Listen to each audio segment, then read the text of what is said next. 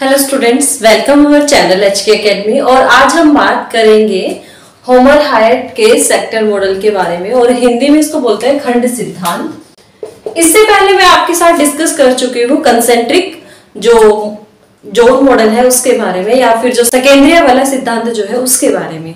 तो बर्गेस महोदय ने अपने जब सकेंद्रीय वलय सिद्धांत दिया, वो उस टाइम क्या है, जो आपका शिकागो जो है उस शहर पर काफी छाया हुआ था, जो आपका कंसेंट्रिक जोन मॉडल है। तो उसी टाइम क्या हुआ कि अमेरिकन जो स्टॉक मार्केट है, या फिर जो शिकागो का जो स्टॉक मार्केट है, वो एकदम से डाउन आ गया। और उस टाइम क्या है कि आपके जो होमर हायट है, इन्होंने भी पैसा लगाया हुआ था उस टाइम, तो उनको काफी क्या है इकोनॉमिक जो है हानि पहुंची। और इसी इकोनॉमिक जो उनका लॉस की वजह से उन्होंने क्या किया, लैंड में इन्वेस्ट करना शुरू किया। मैं एक छोटी सी पहले स्टोरी आपको सुनाऊंगी जो होमर हायट है उनके बारे में। और ये क्या है, इन्होंने फिर क्या किया कि जमीन खरीदना शुरू किया, जिससे उनको क्या मिले, प्रॉफिट मिले। और उन्होंने धीरे धीरे क्या है उसका अध्ययन करना शुरू किया। और जब वो अपना पीएचडी के ऊपर काम कर रहे थे, उन्होंने एक अपना ऐसे भी लिखा था 100 Years of शिकागो करके। तो उसमें भी उन्होंने वहां की जो रेंट वैल्यू है, वहां का जो इकोनॉमिक स्ट्रक्चर है, उसके बारे में डिस्कस किया। और इसके साथ साथ उन्होंने अपना सेक्टर जो मॉडल है उसको प्रपाउंड किया। तो होमर हायट है बेसिकली, वो कौन है? ये एक अमेरिकन अर्थशास्त्री हुए हैं या फिर अमेरिकन इकोनॉमिस्ट हुए हैं, जिन्होंने सेक्टर मॉडल को प्रपाउंड किया था। तो इन्होंने अपना जो मॉडल है वो किस सिटी के बेस पर दिया था? बेस्ड ऑन शिकागो शहर, शिकागो सिटी। तो ये जो मॉडल है ये किसके ऊपर बेस था? आपका शिकागो के ऊपर बेस था। और ये क्यों दिया गया था? क्योंकि जो कंसेंट्रिक जो रिंग मॉडल था उसमें कुछ त्रुटियां रह गई थी, या फिर उसमें सिर्फ ये माना गया था कि सारा जो डेवलपमेंट होगा वो एक रिंग के अंदर ही होगा, उसके बाहर नहीं होगा। तो ये इन सबको ध्यान में रखते हुए आपका जो होमर हायट है, इन्होंने सेक्टर मॉडल को प्रपाउंड किया। इन्होंने इस मॉडल को कब प्रपाउंड किया था? 1939 में। और इसके लिए इन्होंने 142 सिटीज जो थी अमेरिकन की, उनका अध्ययन किया। और उस अध्ययन के आधार पर ही इन्होंने इस सेक्टर मॉडल को प्रपाउंड करने का काम किया था। अब हम बात करते हैं कि उन्होंने कौन कौन सी अजम्पशंस ली इस मॉडल को प्रपाउंड करने के लिए।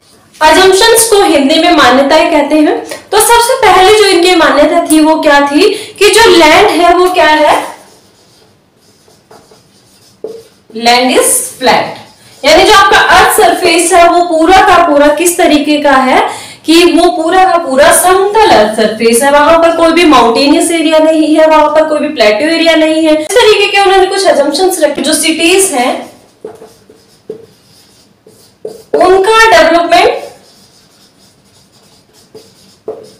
कंसेंट्रिक रिंग्स में ना होकर किसमें होगा? उनका डेवलपमेंट सेक्टर्स में होगा या फिर खंडों में होगा। उन्होंने क्या बताया कि जब भी कोई सिटी सेंटर का डेवलपमेंट होता है, एक्सपेंशन होता है, तो वो एक्सपेंशन कहां से होता है? आपका सिटी के बाहर की तरफ से होना शुरू होता है।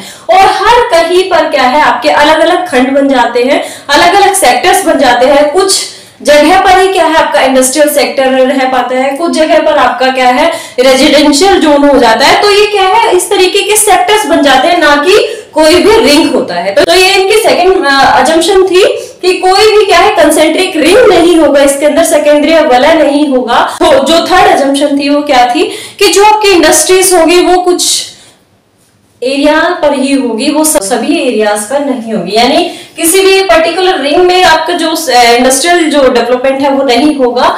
ये क्या होगा, कुछ पर्टिकुलर एरियाज पर ही होगा। इन्होंने माना कि क्या है कि जब भी आपका इंडस्ट्रियल डेवलपमेंट होना होता है तो वो कोई भी रिंग में नहीं होगा। जैसे आपका जो बर्गेस महोदय था उन्होंने कहा था कि जो सेकंड बेल्ट होगा उसमें आपका इंडस्ट्रियल जोन होगा, उसमें ही आपका जितने भी हैवी इंडस्ट्रीज हैं, फुटलूज इंडस्ट्रीज हैं, जितने भी तरीके की इंडस्ट्री होगी वो सेकंड बेल्ट में लगेगी। लेकिन यहाँ पर सेक्टर मॉडल में उन्होंने कहा कि कहीं पर भी इंडस्ट्री लगने के लिए कोई एक पर्टिकुलर एरिया होगा, ना कि पूरी एक रिंग होगी। तो ये बेसिक उनके अजम्पशंस थी कुछ। अब बात करते हैं कि इन्होंने अपने सेक्टर मॉडल में किस तरीके से कौन कौन से सेक्टर्स निर्धारित किए। तो कुछ इस तरीके से बर्गेस महोदय ने जो आपके जो अमेरिकन सिटीज थी उनके बेस पर सेक्टर मॉडल को डिफाइन किया था, और इस तरीके से उन्होंने एक डायग्राम बनाकर इसको रिप्रेजेंट किया कि किस तरीके से आपका एक सिटी है वो एस्टेब्लिश है आपके अमेरिकन जो कॉन्टिनेंट है उसके ऊपर, और बेसिकली शिकागो जो शहर है उसके ऊपर किस तरीके से आपका सेक्टर मॉडल एप्लीकेबल होता है। तो सबसे पहले उन्होंने लिया कि जो पहला जो सिटी कोड होगा वो क्या है, सीबीडी है।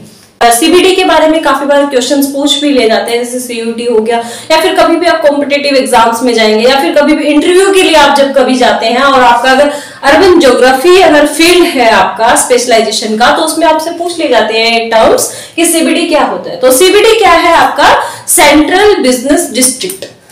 जब मैंने कंसेंट्रिक मॉडल आपको समझाया था तो उस टाइम भी मैंने सीबीडी का जिक्र किया था आप सभी के सामने कि सीबीडी क्या होता है।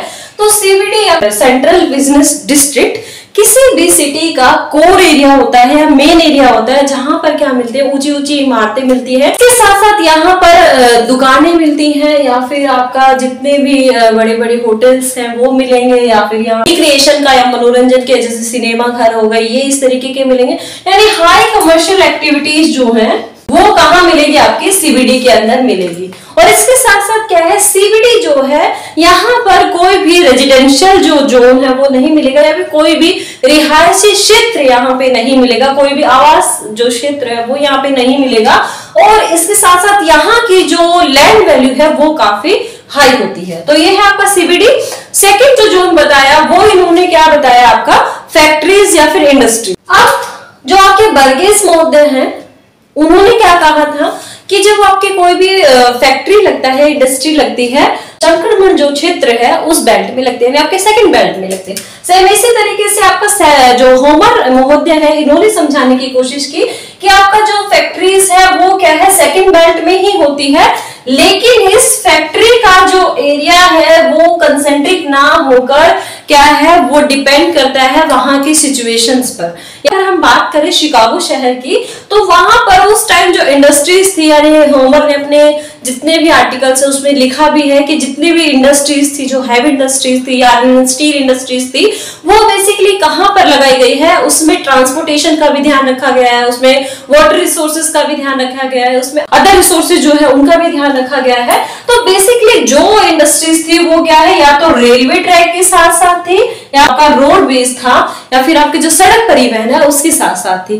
तो इसके लिए इन्होंने बताया कि जो आपका सेकेंड जोन है वो डिपेंड करता है वहां के रिसोर्सेज पर, चाहे वो आपका लैंड रिसोर्सेज हो, चाहे वो आपका मिनरल रिसोर्सेज हो, चाहे वो आपका ट्रांसपोर्टेशन हो। तो इसी के बेस पे उन्होंने क्या कहा कि जो सेकेंड बेल्ट होगी वो क्या होगी, आपकी इंडस्ट्रीज की होगी, जिसमें आपकी हैवी जो इंडस्ट्रीज है वो होगी, या फिर हल्के जो निर्माण उद्योग है उसकी इंडस्ट्रीज होगी। इसके बाद बात करते हैं थर्ड जोन की। थर्ड जोन में कौन रहेंगे, जो लो आपके क्लास रेजिडेंशियल है वो इसमें पाया जाएगा। अब इस लो क्लास रेजिडेंशियल की क्या कैरेक्टरिस्टिक्स है, मैंने पहले भी डिस्कस किया है कि यहाँ पर क्या है, सड़कें काफी नैरो मिलती है, पॉपुलेशन डेंसिटी यहाँ पे हाई होती है।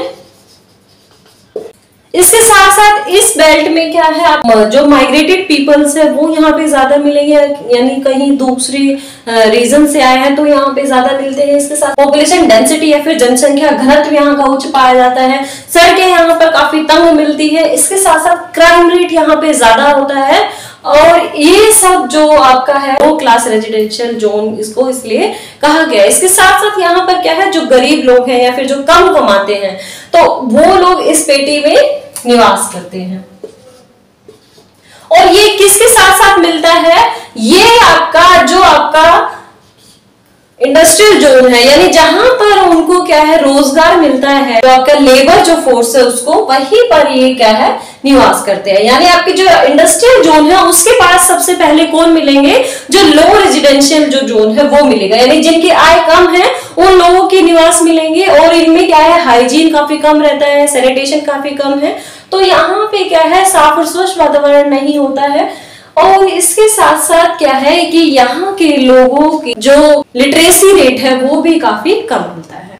अब बात करते हैं मिडिल क्लास रेजिडेंशियल जोन की। तो मिडिल क्लास रेजिडेंशियल जोन जो है ये आपका क्या है, थर्ड जो जोन है उसकी साथ साथ पाया जाता है। और इसके साथ साथ क्या है कि यहाँ का जो वातावरण है या फिर जो एनवायरनमेंट है वो आपके थर्ड जोन से काफी अच्छा होता है। इसके साथ यहाँ पे साफ सफाई काफी अच्छी होती है, यहाँ पर कई मंजिला इमारतें होती है। इसके साथ साथ यहाँ पर रहने वाले कौन लोग हैं, जैसे छोटे छोटे क्या है व्यापारी हो गए या फिर कोई मैनेजर हो गए या फिर दफ्तर या ऑफिस में काम करने वाले क्लरिकल स्टाफ हो गए, तो इस तरीके के लोग यहाँ पर पाए जाते हैं। और बेसिकली कैसी फैमिली मिलती है यहाँ पे, न्यूक्लियर फैमिली मिलती है। न्यूक्लियर फैमिली कैसे, एकल परिवार यहाँ पे पाया जाता है और एक घर होगा और उसमें बगीचा, यानी यहाँ के घरों की कंडीशन से थोड़ी अच्छी कंडीशन यहाँ की पाई जाती है। इसके बाद आता है हाई क्लास रेजिडेंशियल जोन। अब हाई क्लास रेजिडेंशियल में बेसिकली क्या है कि यहाँ पर क्या होगा कि फोर्थ के बाद यानी मिडिल क्लास के बाद आपका हाई क्लास मिलेगा, और ये कहाँ मिलेगा, सिटी सेंटर से दूर होता जाता है, या फिर क्या है कि जो आपका सीबीडी है इससे काफी दूर तक पाया जाता है। और यहाँ पर कौन रहते हैं, जिनके पास क्या होता है, काफी पैसा होता है या फिर काफी हाई इनकम के जो लोग हैं वो यहाँ पर पाए जाते हैं। और ये लोग क्या कर सकते हैं कि बाहर से सिटी सेंटर तक आने के लिए ट्रांसपोर्ट कॉस्ट को सहन कर सकते हैं। और इसके साथ साथ क्या है कि इनका जो घर मिलता है वो काफी हाई क्वालिटी का मिलता है। यहाँ पर जो सैनिटेशन या फिर क्लीनलीनेस की बात करें तो साफ और स्वच्छ वातावरण होता है। और इसके साथ साथ बाग बगीचे इनके घरों के साथ ही होते हैं।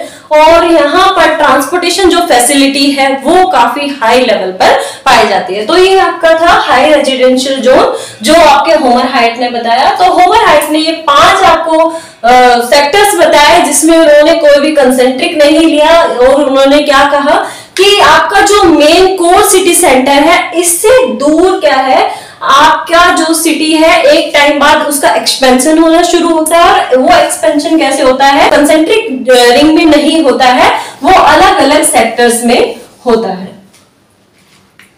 तो ये था आपका होमर हाइट का सेक्टर मॉडल।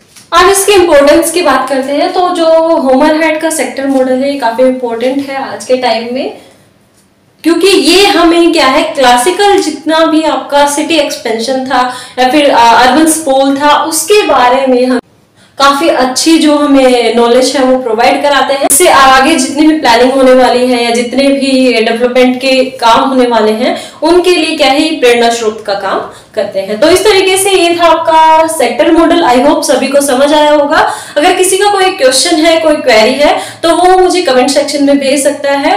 और अगर वीडियो आपको पसंद आई हो तो इसको लाइक कीजिए, हमारे HK Academy चैनल को सब्सक्राइब कीजिए, और मिलते हैं हमारे नेक्स्ट वीडियो में। तब तक के लिए थैंक यू।